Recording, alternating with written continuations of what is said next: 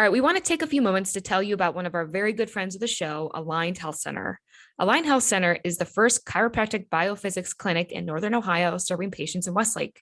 The team at Aligned Health Center helps patients with back pain, neck pain, migraines, ADHD, digestive issues, sleep disturbance, whiplash, scoliosis, and much more. The mission at Aligned Health Center is simple: to help people in Westlake and Beechwood areas achieve the best possible health and overall wellness.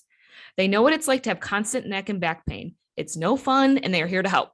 And as a special offer for the Oranges Orange listeners, it's you guys, Aligned Health Center is offering a free exam to our incredible fans. That's right, free exam at no cost just for you. So give Aligned Health Center a call at 440-230-6865 or visit their website at alignedhealthcenters.com to make an appointment and to learn more about how Aligned Health Center can help you.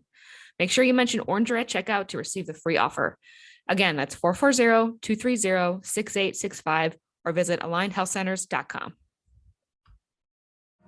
Part of the Press Play Podcast Network.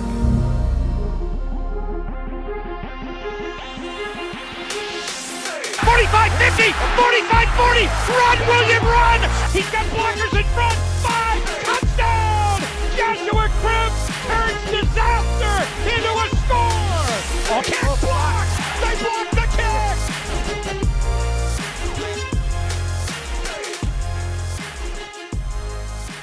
All right, hello everybody, and welcome into the Oranges Oranger Cleveland Browns podcast. I am Holly Wetzel. He is Tyvis Powell. And Tyvis, we're back. We are back. I know. It's small hiatus, Listen, no, I missed you. I missed you and Taj, man. It's life has really happened in the little short month that we've been off. It's life was brought into this world, Tyvis. Yeah. Which shout out to our producer, right. Todd. He ended up having this baby, and I'm a week out. So, y'all pray for me. Round number two. For both of you guys. I'm done after this. I don't know what Taj got going on, but I think I'm done. Yeah. 2 is enough. You can't get outnumbered by the kids. No, can't do that. Should have told my parents that 4 kids later, but well, congratulations, Ty, on his baby girl, Zoe, who was born last week, healthy and happy. And Tyvis is expecting his second next week as well, next Tuesday, I believe. Yeah. If all goes according to plan. Well, it's a C-section. See, C-sections is good because it's like, what time it is. Yeah. And seeing that this isn't my first rodeo, I think we're scheduled at noon. So we're going to show up at noon. They're going to take her back there. And by 12:30, it should be all over with. Life, and there it is. I was, Ty, all the sleep will be gone. Ty, you'll get a kick out of this. So when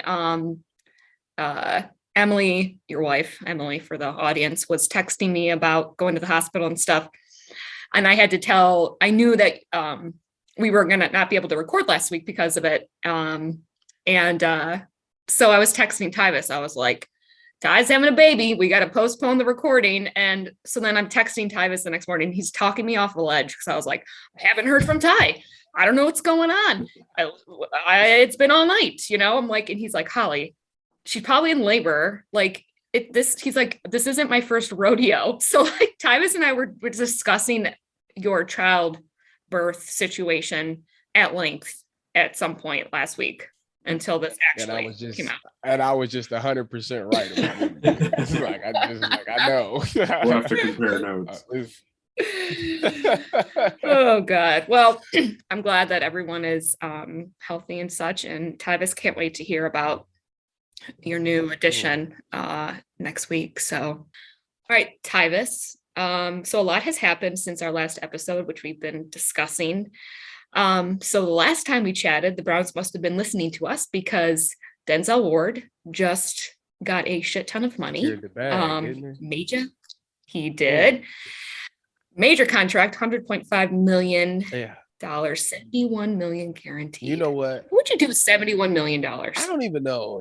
That's is when you start thinking about how much money is too much money, and $71 million, that's a lot of money. And that could that could take care of a lot of generations if you manage it correctly. You know, if you live, Mhm. you know, if you don't live a crazy, extravagant life, you know, that could take care of your kids and your kids very well. Yes. You know, it was well deserved. I think I deserve a piece of it. You know, the way I talked him up.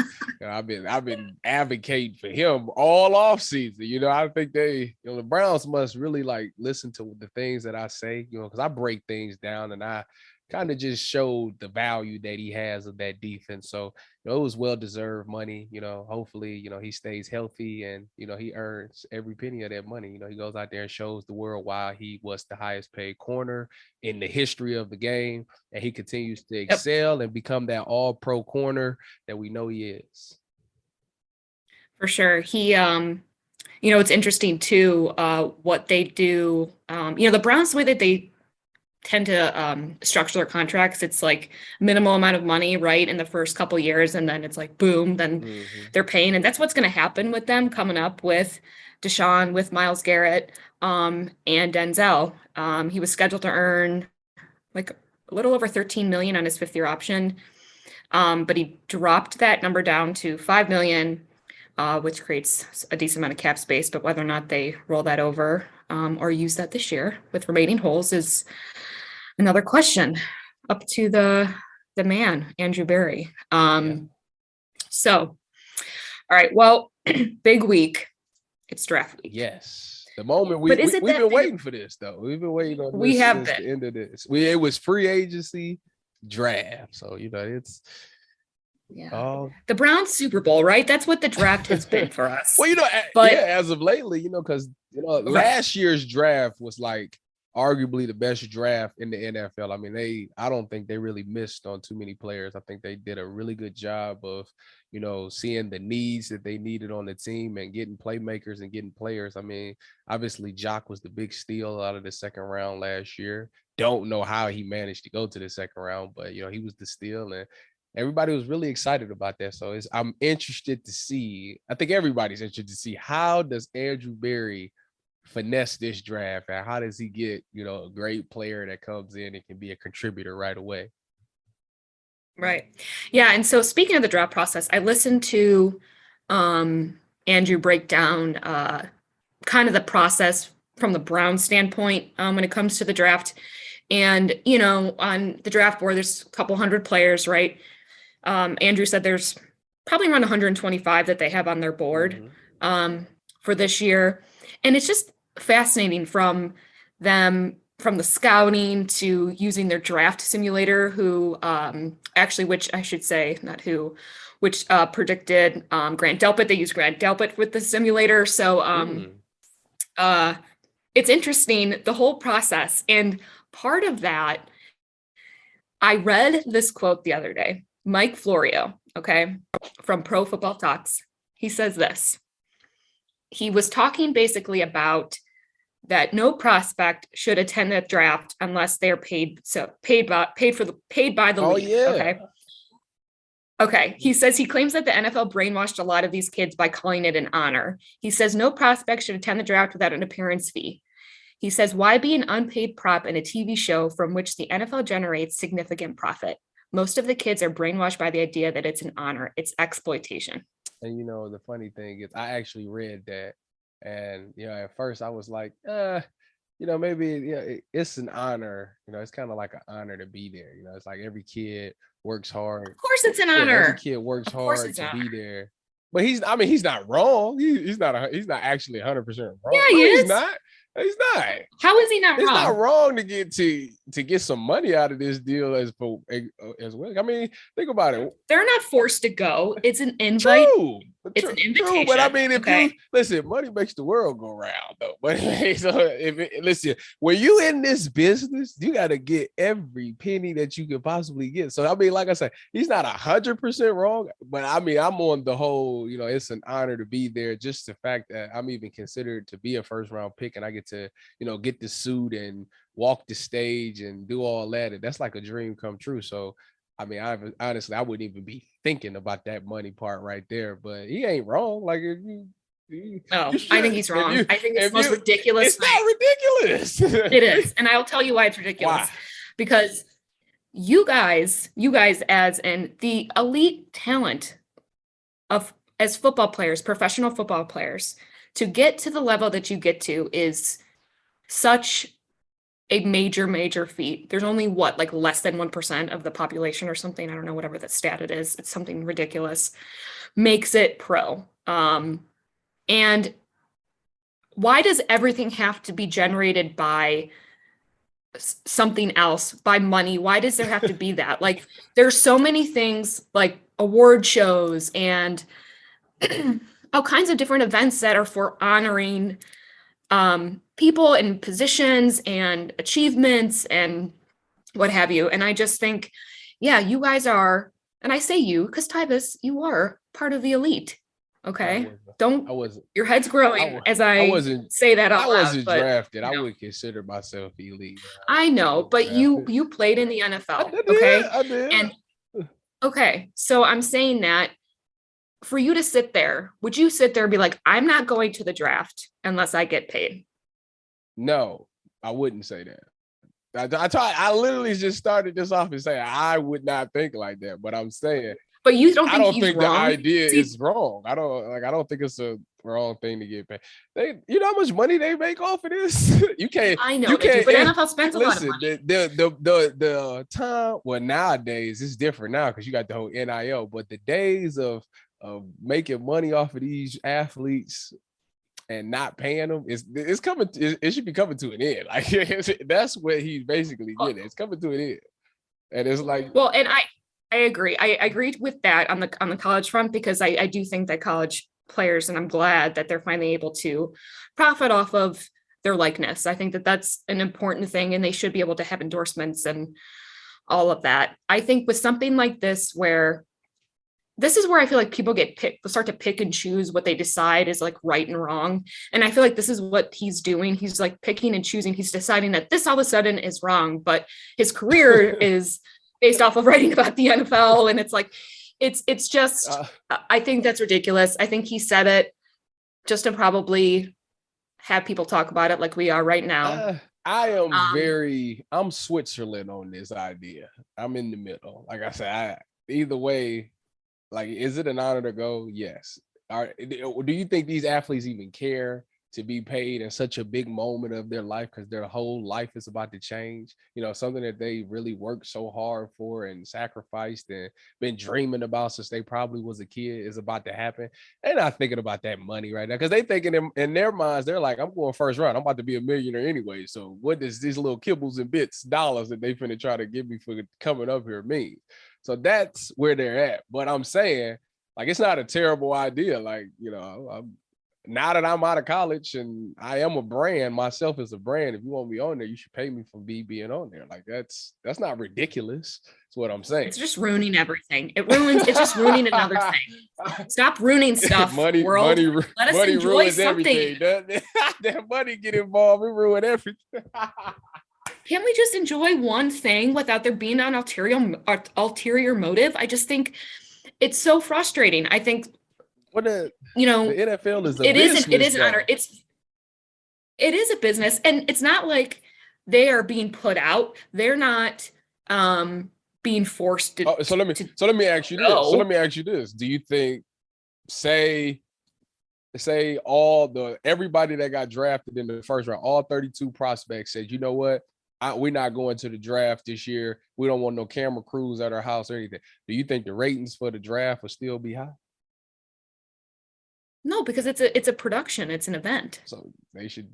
So what? Then they should. They deserve some money because they make the show technically. So that should be getting paid. But I'm just saying, like I said, I'm Switzerland. I just want you to see it from the other side. You gotta be open-minded. You know, at my age, Holly, I'm 28 years old now, and the thing that I do is I like to look at things from both sides, and then I just kind of come up with a general idea. So that's why technically that's not fun. Technically that's not a fun thing to do. It is.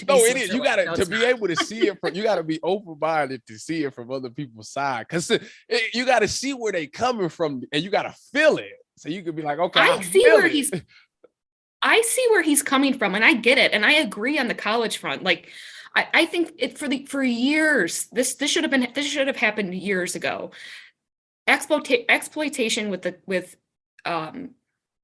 college athletes, is wrong. Football athletes I would 100% call it exploitation. These guys are going out there, the networks, the schools are making why is it wrong? millions and millions and millions of dollars. Why is it wrong for them to get exploited at the NFL draft? Because they're not getting exploited, and it's an event. It is an event. It's a award show type of event that they make. It is honoring all of the accomplishments that they've done. They are not. All they have to do is show up. Like they're not asked to. But if they don't show up, there's no show. Then that's not the fun part of it. That's my point. Is that it's not. Why does it have to be a thing, right? That's my point. Why does it always have to have an underlying? Because that's just type of the same reason that the NFL is always some type of underlying reason for why they do what they do.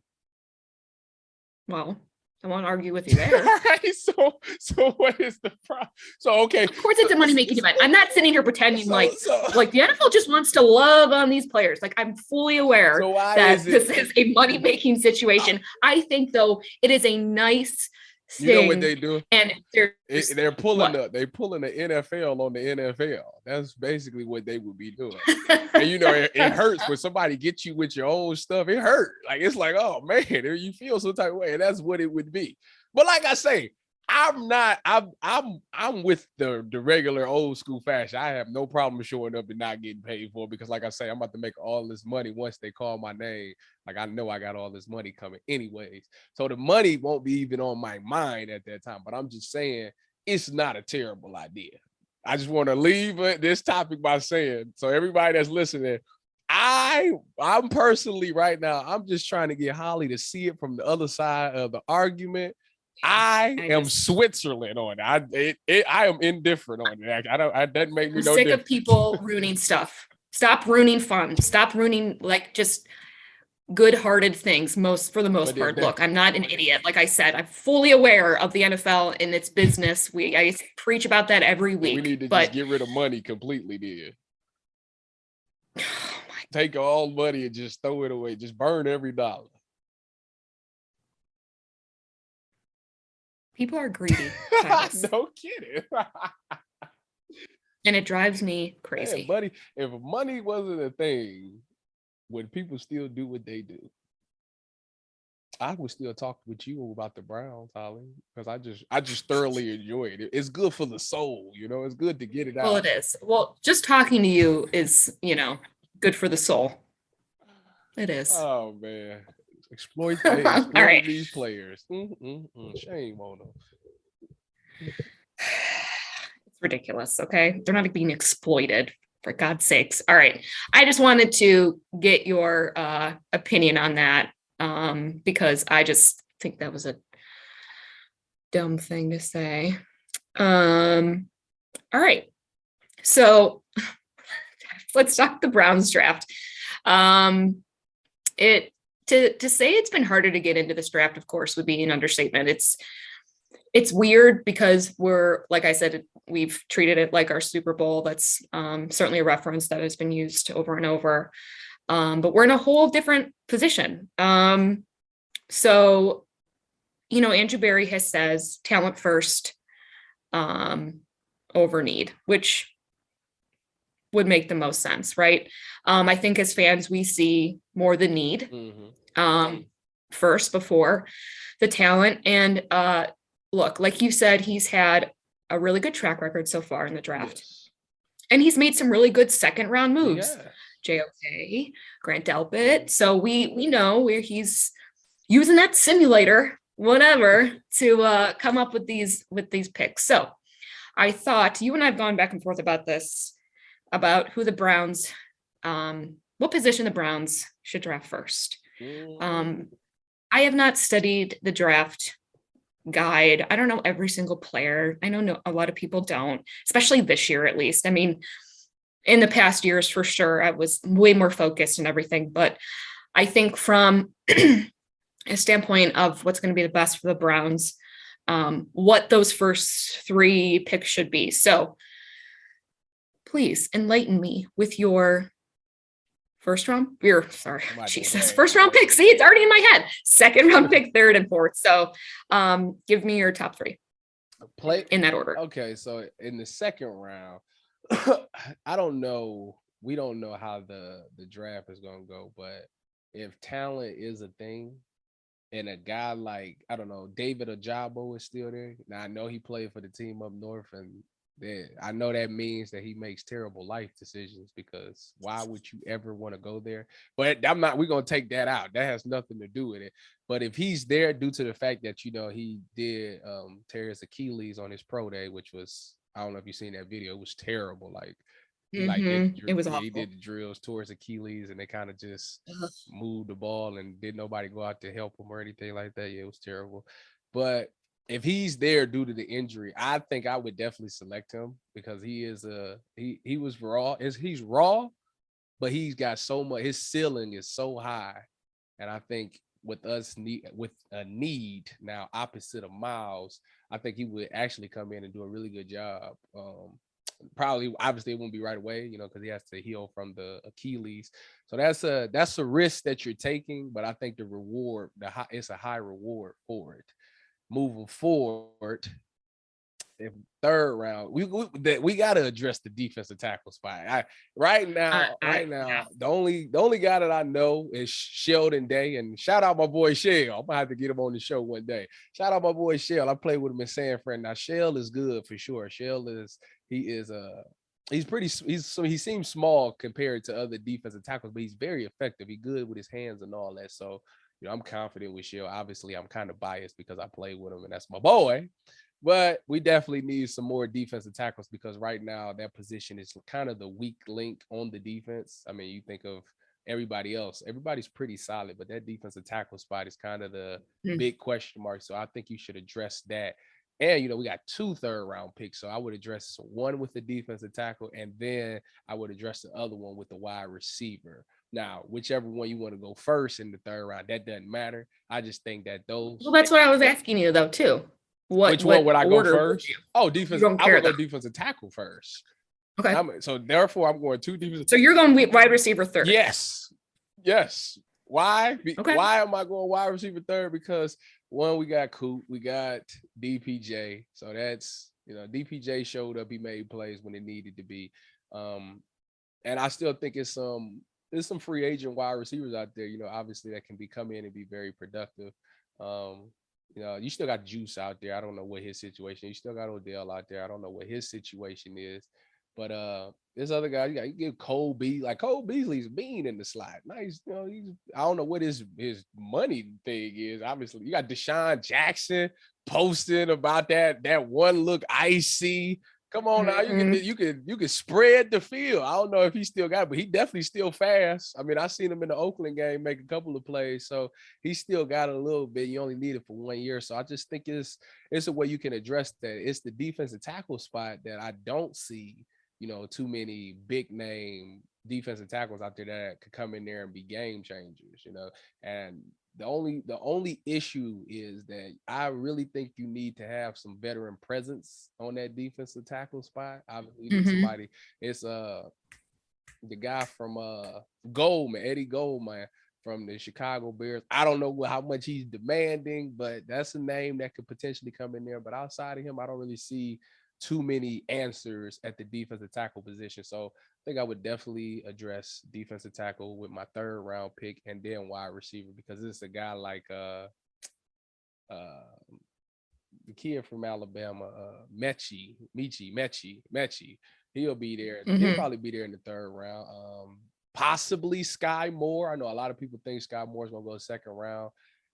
He's very talented. He's very, very talented. But the thing about AB though, there's Jalen Tolbert too from South Alabama. Yeah, that's a name floating around. I just think it's this wide receiver class is so stacked that a lot of receivers that you thought would be second round probably get dropped down to the third round. So they'll still be around, And I think with Coop and DPJ, I think that's a pretty solid lineup right there. I mean, all you really kind of looking for is another slot receiver, and I feel like you can find that easily. As long as they can fit and run routes and catch the ball and do some stuff. And you still got Schwartz. He still got to develop his game.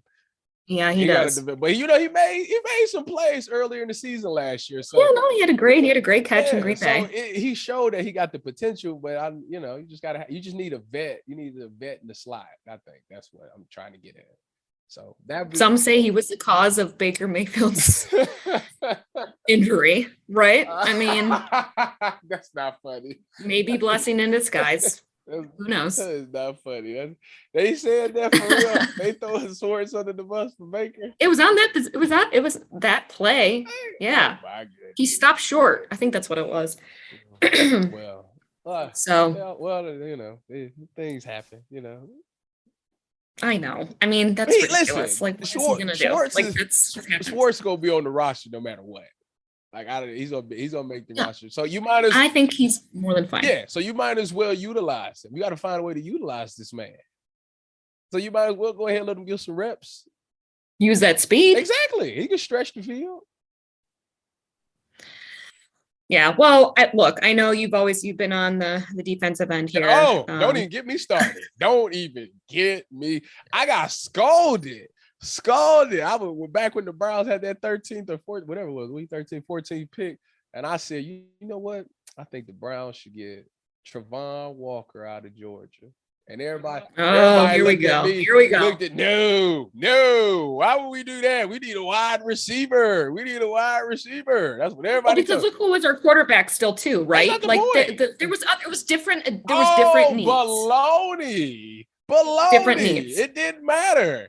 Listen, it did matter. Of course, it mattered. It did not matter. It did. Listen, Holly, I'm gonna tell the end of time. I'm gonna tell y'all. Listen, America. I'm gonna tell you this one last time. What wins championships again? I don't disagree with you on that. I don't. What? I don't. But just to say that the it doesn't change from Baker to Deshaun. I mean, and changing how you're gonna draft. If they don't score, they don't win. But you have to also score to win. You have a successful season. You go 0-0-16. But if you ain't got no loss in that column, or 17, excuse me, you ain't got no loss in the column. Look, I agree with you. I've said that too. I'm with you. I just think that the needs definitely change. They had to change their the whole. I mean, how can you say that it's the same scheme from Baker to Deshaun? No, it's not. It is. So all of a sudden the playbook just change now? No, but it definitely adjusts. Amari Cooper was brought in. I think Stefanski's plays is just changing now. Is what you're telling me? You know what they probably did? They went down and visited Deshaun, and they probably turned that tape on from this season, and they said this was the play call. They're gonna show him the play. They're gonna say, "Can you make this throw?" Deshaun probably looking at it like, "Oh, easily. Every day I can make that throw." Right, because he's going to make players around him better, right? He is going to I think he's going. He passed for what? I think over 1,000 yards his first and only year. He is going to be able to make those plays. Yeah, much better than Baker Mayfield, right? So our wide receiver need does drop a little bit because wait a minute. Hold on. So why do we got need at whatever 12 or wait whatever. Wait a minute. Wide receiver was not. It's not detrimental because at the end of the day, we got two running backs that we kind of lean heavily on. That we never used last year. We need to lean heavily. Why we pay them all this money? We need to lean heavily on these two guys. No, ask Kevin. Well, I ain't got. We didn't use them. That's a story. That is a topic for another day. They wanted to hang Baker out. That's a topic for another day. All I'm telling you is we got these two running backs that I believe we lean heavily on. We need to lean heavily on because those two are definitely the best 1-2 combination. Now, granted, Hunt was hurt last year, so they left a lot on Chubb's plate and he got tired. So I think we need to utilize them more because it opens up so much. If you can establish the run game, the passes become so easy because you have to account for that run. Now you bite and play action, and now boom, we just hit you right behind the linebacker's head. Boom. And we couldn't rely on that with Baker with the passing. We couldn't. Was he so he wasn't hurt last year? Oh my God. We're like, this is just going. Wait a now minute. we're in a whole Wait a minute. I'm not circle. even Here we go I'm not again. even about to defend him, but was he hurt last year? I don't care if he was hurt or not last year. He wasn't good enough. Was he hurt? Sure. Okay. That's okay. He was hurt. So yes. before he was hurt, Kansas City, did he make some pretty good throws in Kansas City game? Yeah, but did he finish? Did he finish those games? Did he win those games? Was it all his fault? Because I recall a punter dropping the punt. What game was that? Kansas City. Trust me, I was watching. That was the Kansas City game? It was. Okay, so yes, then it was. All right, well, he didn't get it done in 2020 against Kansas City. Yeah, good old Chad. Arguably, that was defensive fault because they had Chad, a backup quarterback. Have you been talking to Chase Smith? No. Are you on this Baker bro train? I feel like No.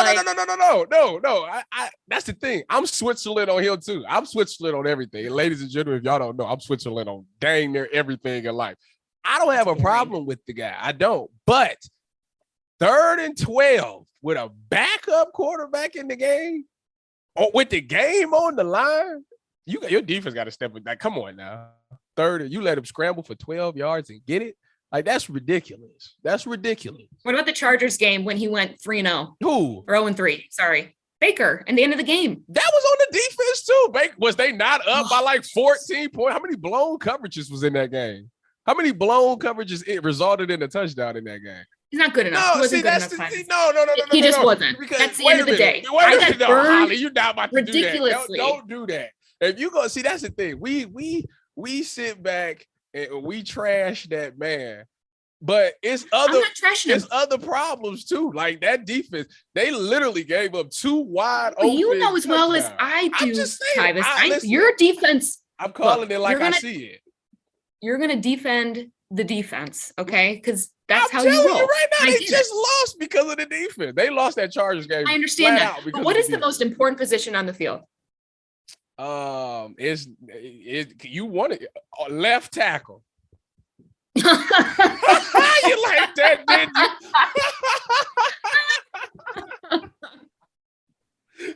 You like that with this? Look, you got to get good on your feet. Left tackle, technically, if we want to be honest, left tackle. Yeah, left tackle brings all the fans in the stands, and they should the whole thing, right? They should. No, they make the most money. You know what? They don't get the respect and the credit and the recognition that they deserve because it's their job to keep that franchise quarterback jersey clean. And he can't even see it coming. So yeah, left tackle is definitely the most important position to answer your question. Okay. Wow. You like that one? You think you're ridiculous. I don't even know. What do you even say to that? Like, I don't even. You can't argue that. Even, it's the look truth. At Ty. Ty's laughing off camera because he's like, "That's the most ridiculous thing I've ever heard." Is that not the truth? So left tackle is not important. Not the most important position, and it's not. And that's it. That's it. How is it? Wait, how is it not? The quarterback of this most is. You told me, actually, the first time I interviewed you, what that quarterback has to do on the field. He does. What he has to do when he steps out. Everything he has to read. Yeah. I mean, it's what goes through his mind and what he has to set up. What I didn't tell you is this. A lot of the times, the coach has already did all those reads for you. So you know when you're watching the game, okay? Watching this pedal back here. Listen. When you're watching the game, have you ever been watching the game and you see a team like get a first down or something, and they get to the line real quick, and then they fake snap, and then everybody turn and look to the sideline? You ever seen that? That's because the offensive coordinator has hurried them up, got them in that defense, seen what the defense look is giving you, and then giving you the play off of that. When you get to play, you kind of already know what he's thinking. So it's taking it out. It's taking all the thinking out when you do it like that. So to It's answer your question it's again, a plug and play position, right? so Anyone can play the quarterback position because Chad Henne. offensive Wait a coordinator. minute. I mean, what? Chad Henne is a hero for scrambling the ball on 3rd and 12, and he ain't. There's so much quick decision making. You know that. There's so much quick. You know how hard it is for a 315-pound man to try to block somebody that's faster than them. That's like 250. I can't believe we're talking. I can't believe we're having this. I'm just telling you. I'm just left tackle is hard. Okay. I'm just telling you, All right. it's hard as heck. They don't. And corner is. I Corner didn't is say too. it's not, but it's not the most important position on the field. It is. So Because if your left tackle ain't good, try to tell the NFL if that. your left tackle ain't good, your quarterback, it doesn't even matter. It don't matter who at quarterback. It don't matter if Tom Brady's at quarterback if your left tackle can't block nobody. Well, I disagree. So, It's the truth. Mr. Switzerland over there, It's the truth. I disagree. God, And it's just God, tell her I'm not lying. If your left tackle, if you can't block for your quarterback, then what's the point of having him? Like he ain't gonna get no pass off. The left tackle, he can't even see it coming. Yeah, I think we should call this episode "All Hail the Left Tackle." oh my god. I just think they just need. Listen, they don't get the respect that they deserve. All right. This is not, it isn't about the left tackle. Okay. And when Ty listen. and I go back and forth about what to name this episode, it's going to be like, oh, yeah, it's going to be O to the left I'm tackle. just So saying, Ty, you already asked have me a question. title to You asked the me a episode, question and okay? I answered it. Okay. Well, we will just respectfully agree to disagree, which we've been doing a lot on this podcast. And we've been agreeing a lot. So this is good. It is what it is. Even though you're Switzerland, but you disagree. So I don't know about that. I disagree with. You asked me a question and I answered it. Baker, for starters. Baker is definitely listen. You're acting like this is a plug and play position. That's the most ridiculous thing. Wait a minute. I don't want people to get on here and listen to this episode and believe that You said Chad Henne. that I'm pro Baker. I'm not pro Baker, but I'm not anti Baker either. I do believe that it's some things that he definitely did. For example, he definitely came to a dead franchise and revived it and took him to the playoffs. He did. Absolutely. 100%. He did that. Yes, Absolutely. he did. Okay, so he deserves his credit for doing that. But he did make some terrible plays last year, and he definitely made a terrible decision by continuing to play through an injury. He definitely hurt his team. Yes, he did. But some of them losses was not all his fault. The Chargers loss was not his fault. The Pittsburgh loss, I don't believe was his fault. I think it's kind of on the receivers a little bit, honestly, because they kind of couldn't get no separation. It's just, I'm saying it's so quick to blame the quarterback for everything. And it's really not like, he's going to take the majority of the blame, but they command the field. In the grand scheme of things, it's really not all his fault. Like Kansas City, I don't really believe that's his fault. I'm not saying it's all his fault, but I'm saying that he wasn't good enough. He's not good enough to get to where we need to be. So why was he good enough? Doing what he did and putting us back into a position to win to a certain extent. But at the end of the day, outside of him not being that good, his attitude sucks. And there's a reason why he's still sitting on the Browns roster.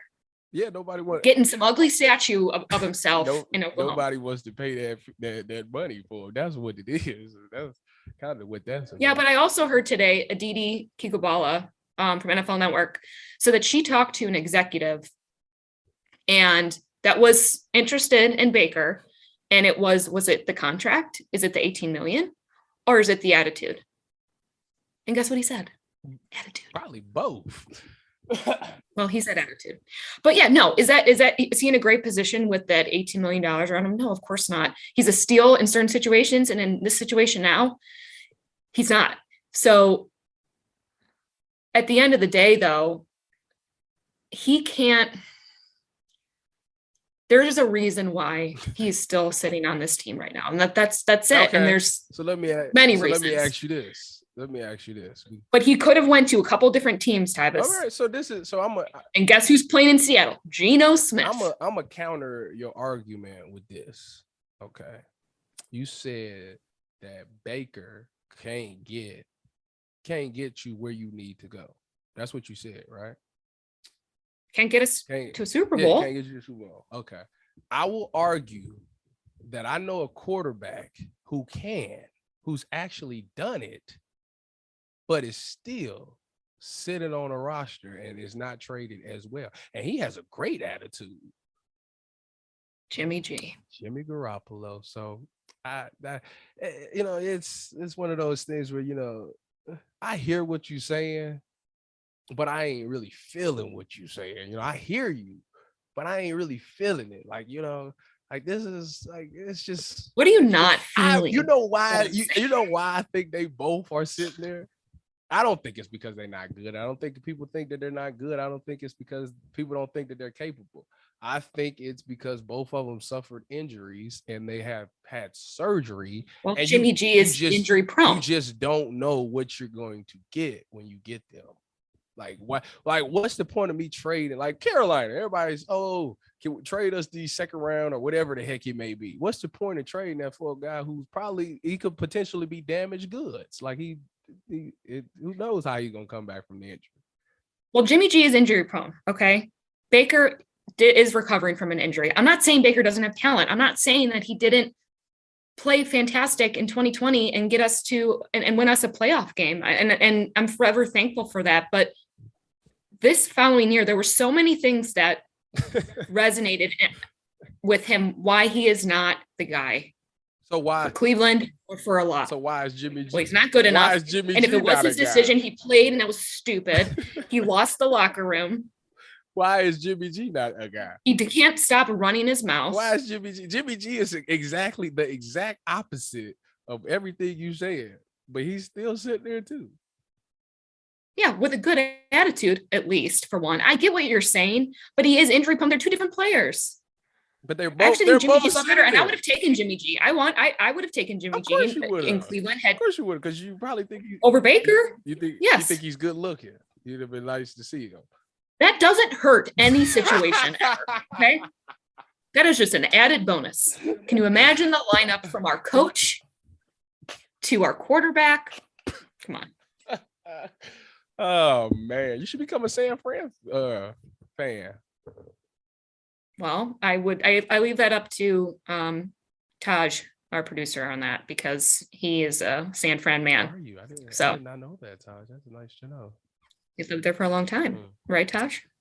I don't even know how we got on this. I don't even know how we got on this topic. You asked me what was the most important position, and then you just wanted to let your feelings for this went off the rails. Yeah, you wanted to let you know what? This makes us better. When you keep it bottled up, that get your blood pressure going. You got to release that stuff. So it's good that you got that off. But I'm just telling you, I'm just countering you with that.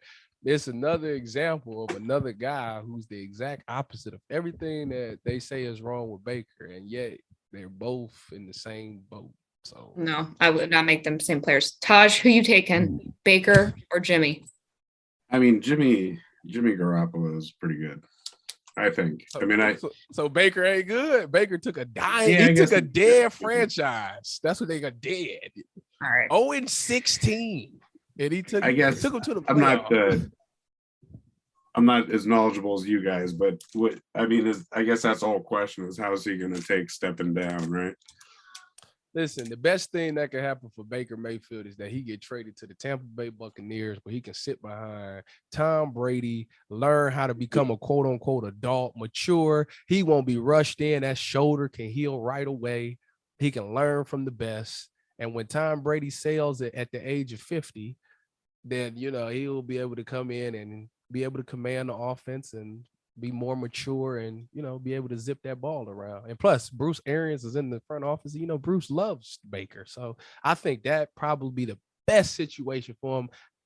Obviously, he would have to humble himself because obviously he wouldn't be the starter. But, it could be a learning thing for him. I think it's the best move for him. Okay. Well, maybe he'll talk about it on the next podcast that he does. Listen, so far, Holly, we've done so many episodes. We did a handful of episodes, and I have not really been wrong. So if it pops up, oh my God, I can't. If it pops up, the fact that Baker gets traded to the Buccaneers, I ain't even gonna say nothing. I gloat about it, but I'm sure you'll be like, man, that boy, he good. Tyvis is good. I'm just, oh man. I send him the eye rolling emoji way too often than I should. That's not true. It's really not true. Not true at all. All right. Well, I mean, if you care about my ranking, let's hear it. Yeah, that's where we was at. That's what we get. Let's hear it. Back to the draft. Sorry, ladies and gentlemen. We took like a 10-minute detour of what we were even talking about. Oh God, but it was good. I think it was it's good for the soul, though. Holly is like refreshed now. Go ahead. Yeah, well, I got to get you back down to earth here because you're second round pick. What the Browns should do. I'm so sorry. I mean, look, I read a kind of a scary stat, and I know that this draft is pretty stacked on the wide receiver front. So, and I've been vocal about the wide receiver, and I know that is the need in me, right? Versus the talent. So I understand that, but the odds, who said this? It was Marcus Mosher from, I'll give credit where credit's due, managing editor of the Raiders Wire, host of Locked On Cowboys, and he's on the Game Day NFL. Okay. He said that the odds of finding a quality starting receiver past pick number 75 is around 5%. The odds of you finding a Pro Bowl receiver is 2.6%. The odds of you finding an all-pro receiver is 0.7%. Now, I understand that varies per draft class. I understand. So numbers might not be this, right? Scary, but I think it's more of a general median number, if you may. Is that the right of the mean, medium, medium, and mode? Yes. Yes. Okay. Median is the middle number. Mode is Look most at you. often. Mean is when you add them all up and then divide them by the number that you have. Math was my favorite subject. Wow. Yeah. Interesting. Look at you. All right. It is not mine. So I would like a wide receiver, and who I like but scares me a little George Pickens. Is George Pickens. Yes. You seen the stuff that came out about what the coaches were saying about him? Yeah. So my guess is they're not going to go that route, knowing the history of Andrew Berry so far, which is very little, but especially after the attitude situation that they just are trying to unload here.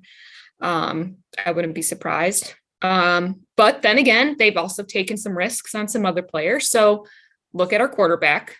So, I mean, Kareem Hunt, there's the list kind of can go on. Mm-hmm. I'd like a wide receiver. I was last year I was convinced about how stacked we were in that position. And I just thought, oh my God, we have one after the other. And boy, we ended up, here we are. So I'd like a wide receiver. George Pickens, like I said, that's kind of a scary pick. Sky Moore from Western Michigan, Jalen Tolbert from South Alabama, of course, who I mentioned. So that's where I'd go. What about first. What about Jahan Dotson if he just so happened to fall? Kid from Penn State. You haven't watched him. I watched him a couple of times because I don't think I've watched him, so I guess I need to do that. Tell me about him. The Penn State did really well against the Buckeyes for the past couple of years. He had a one-handed catch.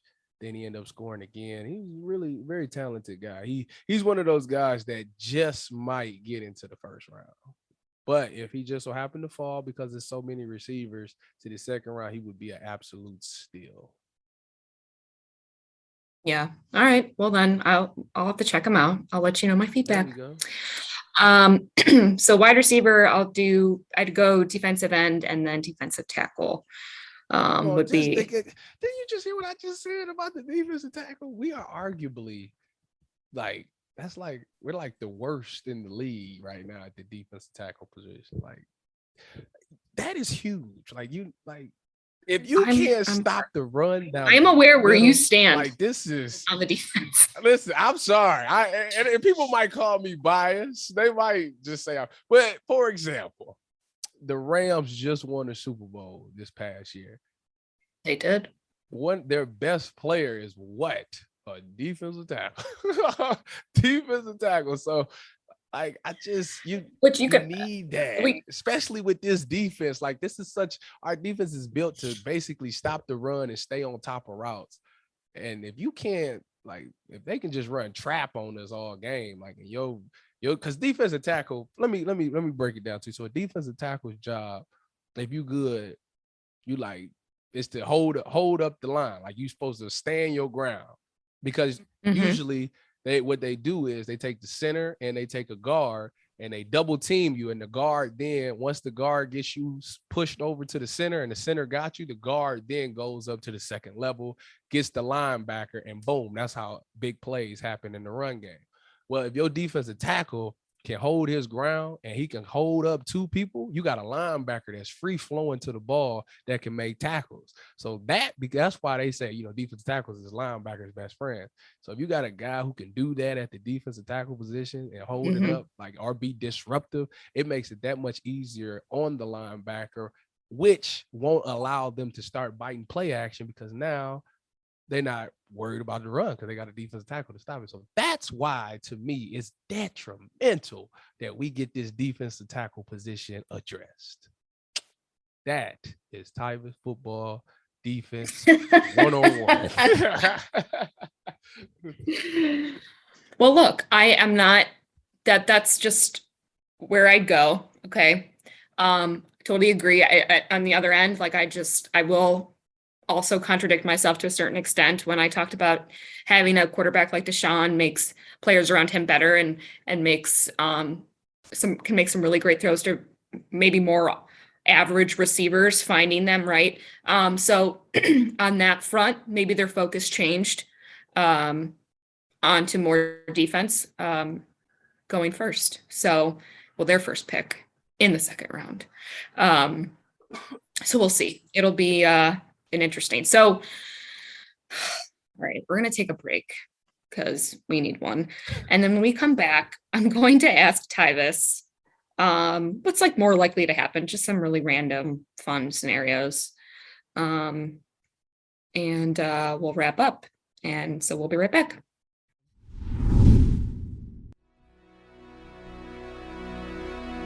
Hey everybody, it's Sam Amico from Cavs on the Break NBA podcast. Be sure to give us a listen for all your Cleveland Cavaliers recaps, analysis, breakdowns, draft talk, free agency. The list goes on and on. Give us a listen, Cavs on the Break NBA podcast. Looking for new insights on the Cleveland sports scene with a unique side of Cleveland sports history? Then you found the perfect podcast.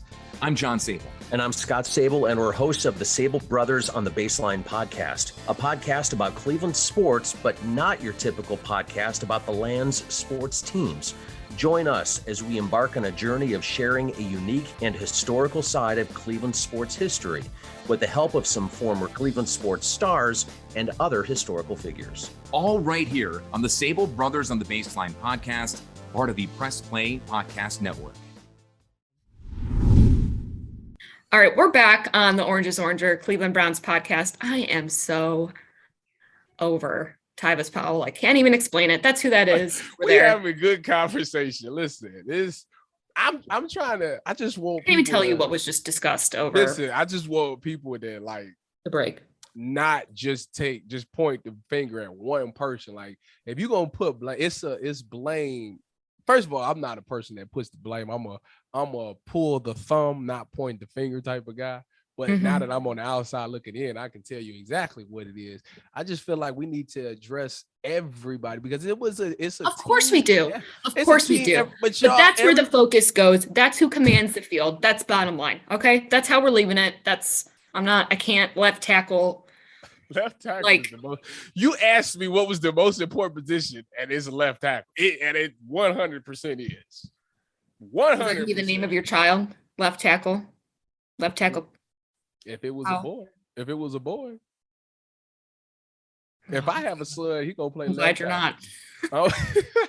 If I have a son, I'm gonna feed him so he can play left tackle. Yes. You ever seen the movie The Blind Side? Anyways, let's get into it. Yes. Let's get into and it. Speaking of, I have to give quick shout out before we get into this to my nephew, Charlie. I sent Tyvis a couple videos of him. Yes, you did.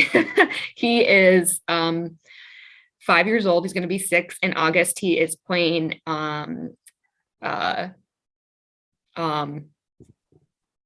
Flag football. flag football. Sorry, I don't know where my brain was going. He's playing flag football, and he has had a couple monster games. I sent Tyvis 2 of his, actually I sent you 3 of his touchdowns. And some of his defensive skills. He is just killing it down there. He's playing in the league with 7-year-olds. He's 5 playing with 7-year-olds. Mm-hmm. Oh yeah, that boy looked like number 5 for the Trojan back in the day. That's what he looked like. Ain't he wearing number 5? Was I looking at that right? Good question. That boy looked like I'd have to Reggie look that Bush. up. Boy, he out there. Listen, got the cut back going. I don't know who working with him, but he's advanced. He's very advanced for his age right now. I mean, He's such a sports nut, and he like throws to himself. My brother told me in the backyard, and runs his own plays, and he's just one of those well-rounded kids that's going to be a great athlete, probably in whatever he does. it's nice to see that kid. But my brother's trying to get him to eat, so Charlie, 'cause he wants him to grow. So Charlie, you listening? Aunt Holly says to eat your greens, eat your protein, build those muscles, so you can become the next Cooper Kupp, because I know that's what he is looking to do. So yeah, it's just nice to see that kids are still getting out and playing in the yard. Now you think all kids do is play that Fortnite and Roblox and all that. So it's good to see that kids are still getting out and being in the backyard playing. I feel like I don't see that a lot no more. yeah, he's definitely a little bit of an old soul in a lot of great ways. So all right, so let's get to what's more likely, and we'll wrap it up. So Tyvis, what's more likely to happen? Browns trade up, or Baker Mayfield is traded? I think the more likely to happen is that the Browns trade up. Oh. And I'm gonna tell you why. Because if they get to the second round and one of those big name wide receivers or even David Ojabo is still sitting there, I can see them definitely packaging one of those 3rd round picks and their second to move up to grab, either that receiver or David Ojabo or somebody that they like. I just think that's more likely, because right now the whole Baker thing, like, I don't know what his value is, but like, I just don't think it's worth Don't that ask right me. now. Yeah, they got. Yeah, we're not going to ask you. We're not going to ask you, trust me. But this is the fact of the matter is Hollywood. If y'all don't know, Holly's nickname is Hollywood. The fact of the matter, Hollywood, is this is a former first pick, and whether you like it or not, whether you like him or hate him, he definitely was a spark on a team that was. Are you talking to Dan Orlovsky on the side? Is that what you're doing? You guys just getting together and that's what he be saying. He be saying what I'm saying. Yeah, like you don't know. I swear I don't. Listen, I don't watch TV. I'm trying to distance myself from Earth right now. I'm in my own world right now. But I'm just giving my thoughts. Like, this is a former first round pick who definitely shows skill. He had a bad year, but he had a high ceiling. We got to see him play on an elite level in 2020. And I think somebody can see that and be like, you know what, we that's worth giving it a shot. But I just think right now, for the Browns' sake, it would be more valuable if they can get, that quote unquote big time receiver that they think they can get. So moving up, to answer your question, finally, it's moving up. Okay. I think more likely that Baker is going to be part of a trade. So, you just want that man go, boy. Good. All right. Not what you want. Okay. Next question. Not what you want, but what you think will happen. What's more likely? Defensive. Well, I guess I'm going to change it. Defensive tackle or wide receiver with the Browns' first pick. Their second, you know what I mean. Number 44. we all know what I want, but I know what you want. That's why I said, like I said, it's more likely. It depends on who's there. How about that? Nope. Give me an answer. No, that is not the fun. That is not the fun thing to do. It's not the fun thing to do, but it's the most logical thing. Okay, this is a game, Tyvis. This is fun. This is fun stuff. So give me an answer. So I can be illogical, ain't fun. No, they will probably pick a wide receiver there. That's what you want to hear. That's what you think. All right, wide receiver. Just to go against you, I'll say defensive tackle. Good answer. The Browns will draft the best of. This is more of like a true or false. The Browns will draft the best available, even if it's a running back or a guard. It's with the second pick. Yes. The second round pick? Absolutely not. It would be a wide receiver or a defensive tackle. But I do believe that one of those third round picks could become a running back. No, well, did you hear what I said? Okay. Not that they're going to.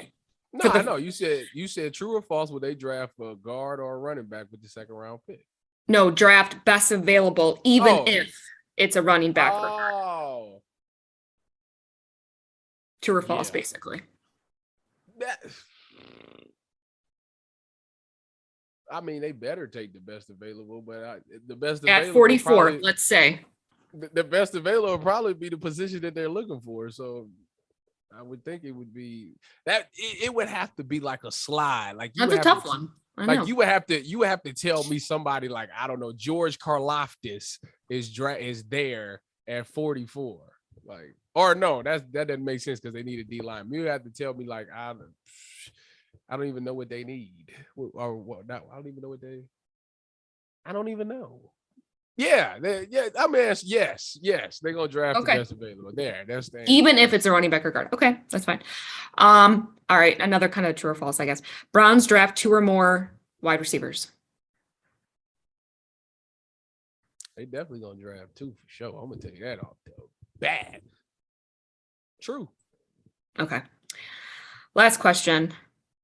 Baker is a starting quarterback in 2022, or he's a backup?